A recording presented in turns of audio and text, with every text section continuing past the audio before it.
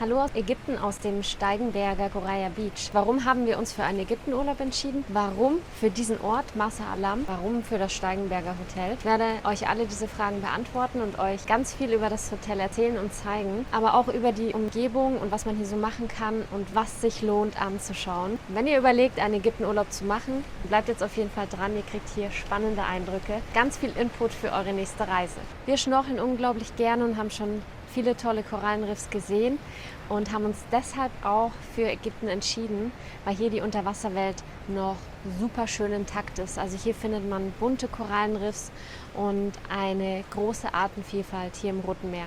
Und in Marsa Alam im Speziellen ist wirklich ein Geheimtipp für Taucher auch. Man hat unberührte Unterwasserwelten, man hat die Chance, das Udong zu sehen. Das ist die Seekuh, wovon es hier in der Gegend eine gibt.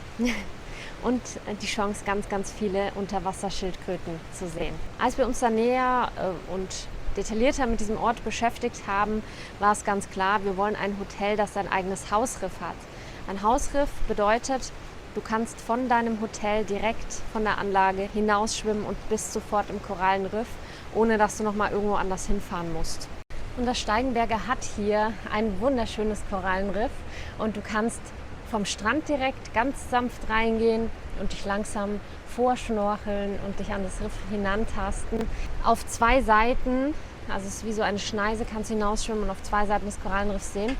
Du kannst aber auch von dem Steg direkt hineingehen. Es ist einfach grandios. Also das war der erste Grund, warum wir uns für das Steigenberger entschieden haben. Und dann haben wir natürlich sehr stark auf die Bewertung geachtet, denn ihr wisst es alle, in Ägypten kann man auch reinfallen oder dreckige Hotels erwischen oder wo der Service nicht so toll ist. Und das Steigenberger hatte mit Abstand, also das Steigenberger Goraya Beach, mit Abstand die besten Bewertungen auf TripAdvisor und HolidayCheck. Diese Entscheidung war auch einfach die beste jetzt im Nachhinein betrachtet. Das ist so ein grandioses Hotel. Alles ist sauber und du hast gleichzeitig so ein tolles Hausriff um dich herum. Ich blicke hier gerade von meiner Terrasse aufs Meer und ihr hört es vielleicht auch im Hintergrund rauschen. Es gibt so viel zu sehen, ohne dass man hier sogar die Hotelanlage verlassen muss. Aber wir haben sie auch verlassen. Wir haben zu Fuß eine Joggingtour durch die Wüste links von uns gemacht und mit den Quads rechts von uns durch die Wüstenlandschaft, haben ein Beduinendorf besucht, durften Kamel reiten und haben auch einen Bootsausflug gemacht vom Port Galib nach da hinten in die Bucht Marsa Shoni und Marsa Mubarak, wo die Seekuh lebt.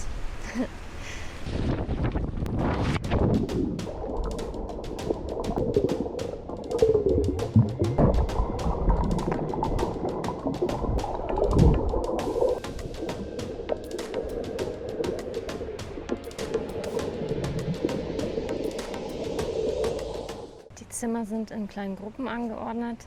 Das heißt, es sind kleine Häuser, die maximal dreistöckig sind. Es sind zwar keine einzelstehenden Bungalows, aber so ähnlich und so ein bisschen das Gefühl hat man.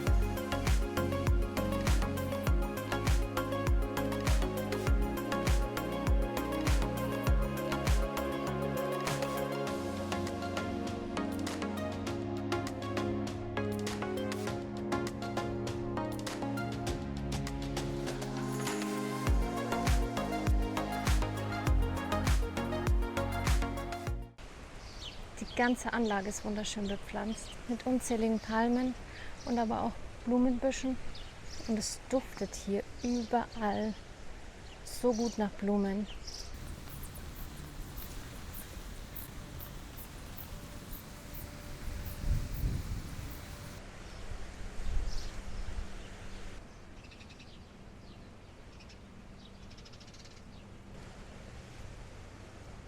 Uns erinnert die ganze Hotelanlage an eine arabische Stadt und insbesondere an Aladdin.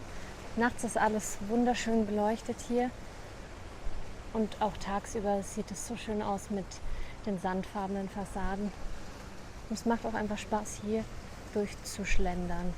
Der Weg startet bei unserem Steigenberger Hotel ganz am Anfang. Ist hier sehr gut gepflastert, perfekt zum Joggen. Das haben wir auch gemacht. Schafft man ungefähr 5 Kilometer, wenn man hin und zurück läuft. Und geht hier einmal um die ganze Strandbucht herum, an den anderen Jazzhotels vorbei, die anscheinend eine Hotelgruppe bilden und die Bucht hier gemeinsam unterhalten. Und hier nochmal um die Kurve herum. Auch toll, abends das zu machen, wenn alles beleuchtet ist. Hier gibt es eine Wellbeing Area und hier kann man sehr schön Sport machen, Yoga oder anderen Sport und hat einen tollen Ausblick aufs Meer. Was ich besonders toll finde, ist, dass die Hotels hier und vor allen Dingen auch das Steigenberger Hotel das Korallenriff beschützen. Ihr seht da diese Bojenkette. An der Küste darf man nicht schwimmen, nur außerhalb der Bojenkette, damit man die Korallen nicht beschädigt. 1 Zentimeter wachsen Korallen in 10 Jahren, steht hier ein Schild. Und das sollte man doch wirklich beschützen und nicht drauf rumtrampeln. Und das finde ich wirklich toll, dass die das hier machen.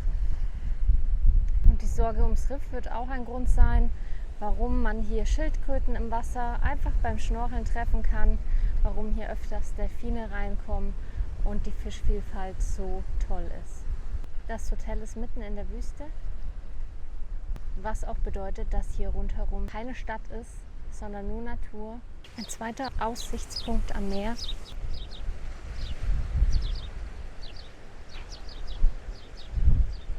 Es gibt ganz verschiedene Liegen, die man sich am Strand nehmen kann. Die sind kostenfrei.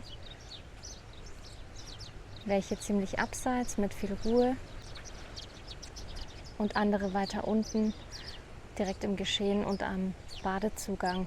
Service kriegt man überall. Es gibt auch Hängematten, die man sich nehmen kann, die hier am ganzen Strand verteilt hängen, an den Palmen oder auch rumstehen vorne am Strand.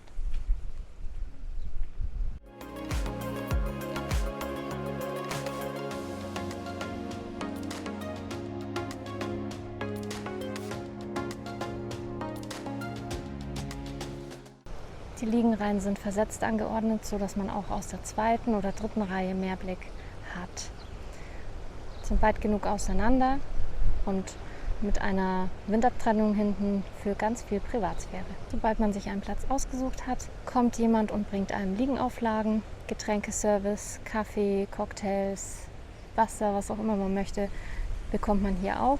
Es gibt hier am Strand mehrere Umziehkabinen, eine Tauschbörse für Sonnencreme, wo man seine Sonnencreme nach dem Urlaub hier stehen lassen kann und andere Gäste sich bedienen können. Finde ich sehr, sehr gut, eine tolle Idee. Es gibt auch überall am Strand mehrere Duschen, wo man seine Füße oder auch seinen ganzen Körper abduschen kann. Also nicht nur die eine, sondern mehrere davon. Zum Sporttreiben gibt es hier Tennis und Squash. Tennis ist für All-Inclusive included, Squash gegen Aufpreis und außerdem gibt es noch ein Gym. Toiletten sind auch viele da und auch vom Strand gut erreichbar gleich hier vorne. Hier geht es hoch zum Hauptrestaurant. Hier ist die Palmito Strandbar. Hier unten gibt es noch ein à la carte Restaurant, wo man mittags à la carte essen kann. Das ist auch beim All-Inclusive included. Und einmal am Abend kann man sich auch einen Tisch dort reservieren. Das Essen ist grandios. Wir haben uns schon quer durch die ganze Karte probiert und alles war bisher toll. Wahnsinn. Also du setzt dich hin, bekommst erstmal einen kühlen, gut duftenden Frischungswaschlappen, dann Brot und Oliven zur Vorspeise mit Öl. Und auch hier ist der Service so grandios, sobald dein Getränk leer ist, kommt einer und fragt sofort, ob er dir noch eins bringen darf. Und man hat auch von hier Ausblick aufs Meer. Es gibt hier 3 Pools. Das ist der erste. Hier findet Wassergymnastik und Wasserball statt. Deswegen stehen hier auch die Tore. Das ist einmal am Tag Wassergymnastik in der Früh und am Nachmittag Wasserball. Hier hat man auch am Pool unzählige Liegen, wo man es sich gemütlich machen kann. Sobald man sich einen Platz sucht, kommt jemand und bringt einem die Auflage, macht den Schirm auf und bringt einem Getränke. Besonders schön finde ich auch hier die Terrasse mit den Sonnenliegen da drauf, die auch so ein bisschen mehr private sind. Das ist der Pool Nummer 2, der größte. mit Brücke. Auch in der Mitte hat man Hängematten und Sonnenliegen, außen hier auch. Und hier gibt es auch einen Wasserfall, wo es sich lohnt, mal hinzuschwimmen, um seinen Rücken massieren zu lassen. Wenn ihr euch jetzt fragt, warum so wenig Leute hier eigentlich sind, ich filme sie extra nicht mit. Und außerdem ist es noch sehr früh. Die meisten sind gerade beim Frühstück und das nutze ich hier natürlich aus. Hier ist das Wasser, würde ich sagen, hüfttief maximal. Und da kann man sich direkt an die Poolbar setzen im Wasser. Kann sich auch alle Getränke bestellen, die es hier gibt. Und natürlich gibt es auch am Pool ausreichend Duschen, überall ganz schön und unauffällig. Es gibt hier auch einen Aussichtsturm. Ich bin mir gar nicht sicher, dass das alle Gäste wissen und kennen. Wenn man da oben steht, hat man den tollsten Ausblick auf den Sonnenuntergang über der Wüste. Die ganze Hotelanlage ist so groß, dass man immer wieder neue Ecken entdeckt und es einem hier absolut nicht langweilig wird. Es gibt auch mehrere Bars, also hier ist zum Beispiel die Poolbar, wo man im Pool sitzen kann und aber auch hier sitzen. Dann gibt es hier die Day-Night-Bar. Jedes ein bisschen anders, aber alle sind mega nobel, edel und detailverliebt hergerichtet. Hier kommt die Hauptbar, das ist auch im Hauptgebäude, wo sich die Rezeption seitlich befindet und der Bazar mit ein paar Shops. Hier ist eine kleine Bühne, wo abends Live-Musik spielt.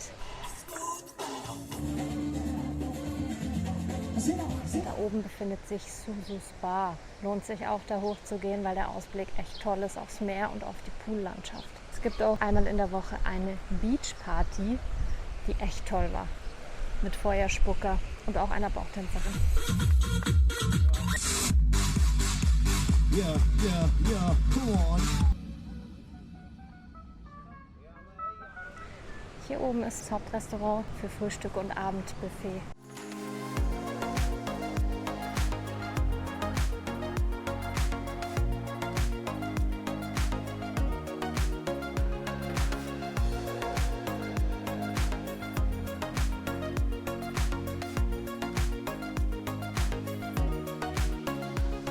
Braucht man sich keine Sorgen machen über die Sauberkeit oder Hygiene. Du bist hier in diesem Hotel absolut gut aufgehoben. So macht es echt Spaß, ein Land wie Ägypten mal kennenzulernen.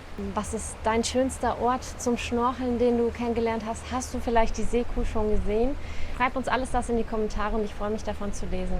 Abonniert meinen Kanal, dass ihr immer auf dem Laufenden seid, welche neuen Hotels und neuen Orte auf der Welt wir wieder entdecken. Bis dann, ciao!